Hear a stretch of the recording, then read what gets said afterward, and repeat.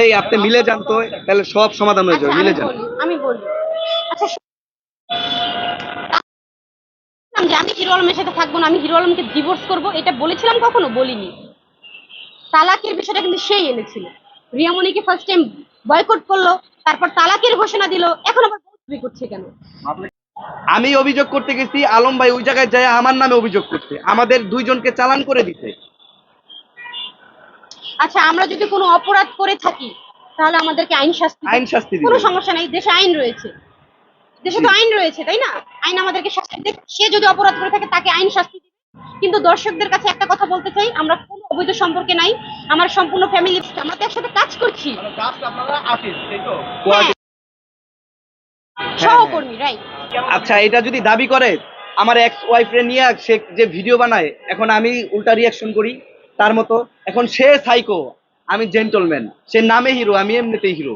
তার মতো এরকম পাগলামি আমি করি না, ঠিক আছে? সে কাজ করুক, কাজে বুঝাক যে না আমি ভালো কাজ করতেছি। আমরা ভালো কাজ করতেছি, তার কেন জ্বলতেছে? পাগলামি কেন করে? তার তো সে দিবে, আমি তো এখনো পেপারস পাইনি, দিচ্ছে না কেন? সে দেখ, এখন পেপারসও কি মানুষ দেখায় বিয়ে যায়? কি সেখানে করবে অনেক। আপনাদের পেপারস দেখিয়ে? আচ্ছা আমি বলি না, দেখাই, হ্যাঁ দেখাই, ঠিক আছে। আমার পেপারসে তো আমার আমার মানে মূল ঠিকানা সবকিছু, আমার প্রাইভেসি ওইটাই। আমি ওইটা আপনাদের দেখাবো মানে আপনি আমার গ্রাম জেনে যাবেন, আমি কোনখানে থাকি সেটা জেনে যাবেন।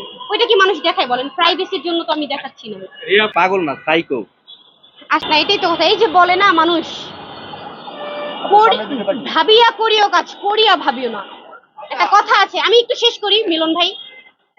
ভাবিয়া করিও কাজ, করিয়া ভাবিও না। সে কিন্তু কাজ করে ফেলে এখন ভাবতেছে, জানেন? সে কাজ করে ফেলছে। এই যে মিডিয়া ডেকে এনে মানুষ বউ তালাক দেয়।